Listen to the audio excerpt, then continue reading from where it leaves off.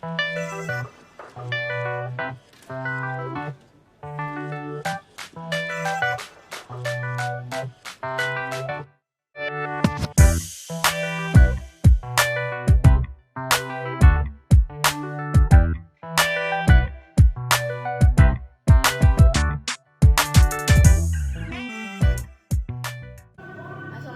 warahmatullahi wabarakatuh.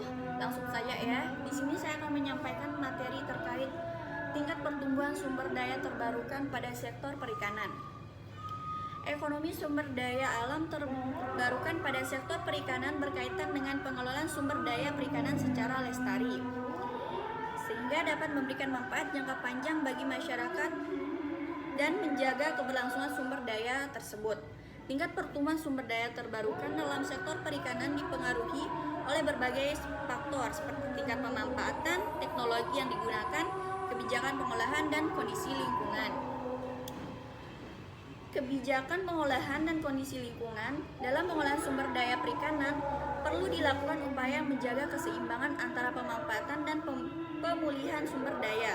Hal ini dapat dilakukan melalui pengaturan kuota tangkap, perlindungan habitat ikan, dan pengadilan praktik pengangkatan yang merusak lingkungan. Menurut teori ekonomi lingkungan, pemanfaatan sumber daya alam harus dilakukan secara lestari sehingga sumber daya tersebut dapat digunakan oleh generasi saat ini dan masa depan. Konsep ini dikenal sebagai systematic development atau pembangunan berkelanjutan,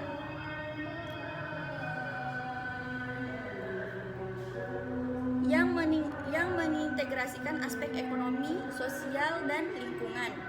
Pembangunan berkelanjutan dalam sektor perikanan dapat dilakukan melalui pengolahan sumber daya perikanan secara lestari, pemanfaatan teknologi yang ramah lingkungan, dan pemberdayaan masyarakat.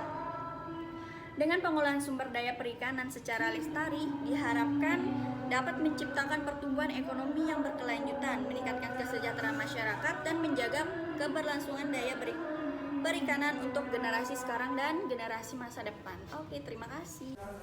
Saya akan melanjutkan materi yang kedua dengan judul tingkat eksploitasi sumber daya alam terbarukan dan konsep MSY atau Maximum Sustainable Yield, di mana sumber daya alam terbarukan dapat diperbarui secara alami dan secara berkelanjutan dengan contoh seperti energi surya, energi air, angin, dan biomasa.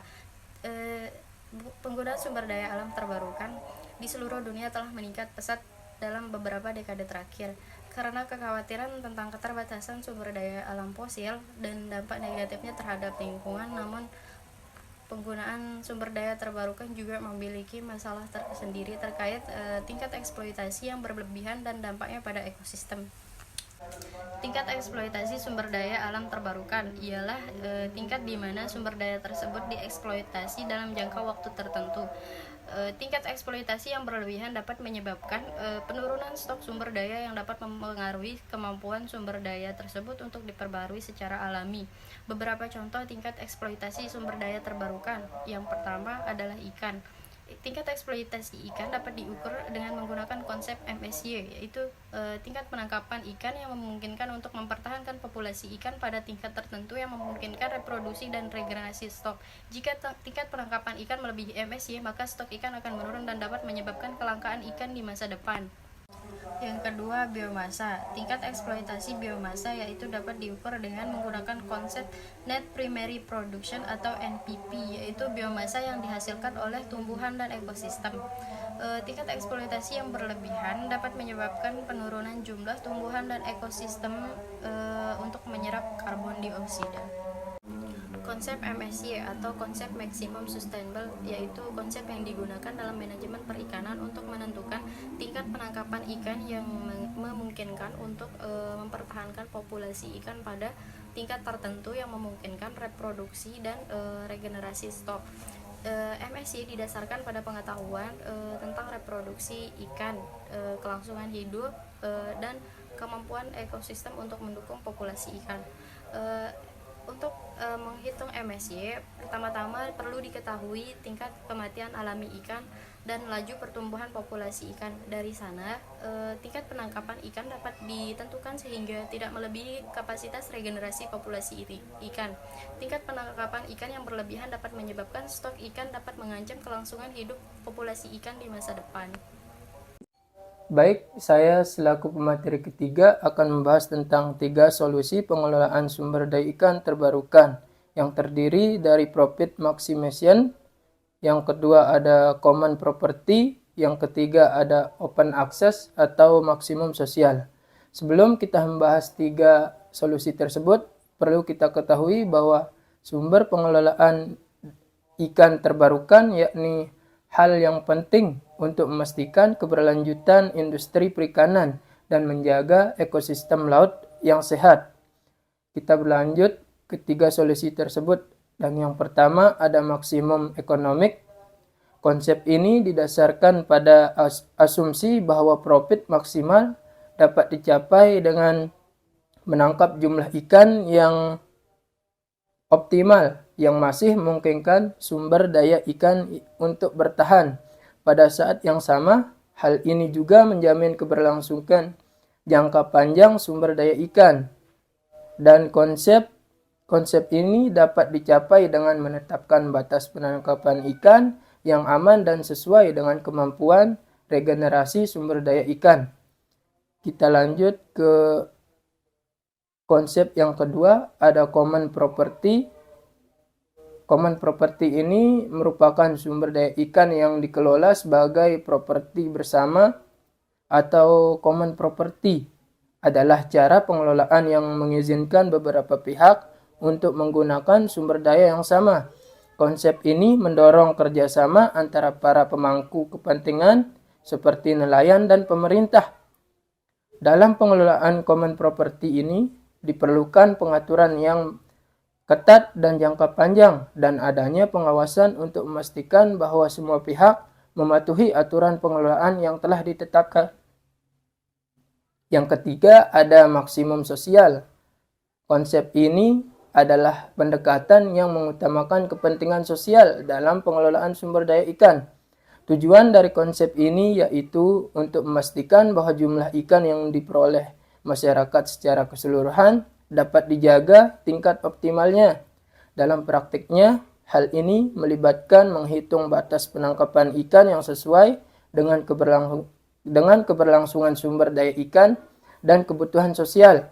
Metode ini sangat penting dalam pengelolaan sumber daya ikan yang dikelola secara terbuka atau open access. Di semua sumber ikan dapat diakses oleh siapa saja. Pengaturan yang ketat dan pengawas yang efektif diperlukan untuk menjaga keberlangsungan pengelolaan sumber daya ikan. Nah, itu saja materi dari saya. Terima kasih. Selanjutnya, di sini saya akan membahas tentang model optimum penggunaan sumber daya alam terbarukan. Jadi di sini, sumber daya alam, baik biotik maupun abiotik, merupakan kekayaan bumi yang dapat memenuhi kebutuhan manusia. Sumber daya alam terbarukan adalah sumber daya alam yang dapat diperbarui seperti air, udara, tumbuhan, dan hewan. Sumber daya alam ini dibedakan menjadi 2, sumber daya alam terbarukan dan sumber daya alam tak terbarukan. Sumber daya alam terbarukan adalah sumber daya alam yang dapat diperbarui, contohnya seperti hewan, tumbuhan, air, dan udara. Sedangkan sumber daya alam yang tak terbarukan adalah sumber daya alam yang tidak dapat diperbarui, seperti emas, perak, minyak bumi, dan sebagainya. Sumber daya alam ini memiliki peran penting, yaitu sebagai modal pertumbuhan ekonomi dan sebagai penopang sistem kehidupan. Hasil hutan, hasil laut, perikanan, pertambangan, dan pertanian memberikan kontribusi produk domestik nasional dan menyerap tenaga kerja. Pengelolaan sumber daya alam yang telah dilakukan pada sektor kehutanan antara lain mengefektifkan sumber daya yang tersedia dalam pengelolaan hutan dan memanfaatkan hasil hutan, non-kayu, dan jasa lingkungan secara optimal. Pengelolaan pada sektor kelautan dan perikanan antara lain mengelola dan mendayagunakan potensi sumber daya laut dan pesisir. meningkatkan upaya konservasi laut dan pesisir, dan pemulihan ekosistem yang rusak. Pengelolaan pada sektor pertambangan antara lain dengan meningkatkan manfaat dan nilai tambah sumber daya alam, pertambangan, pemulihan kawasan yang telah terjadi penambangan. Sekian dari kelompok kami. Terima kasih.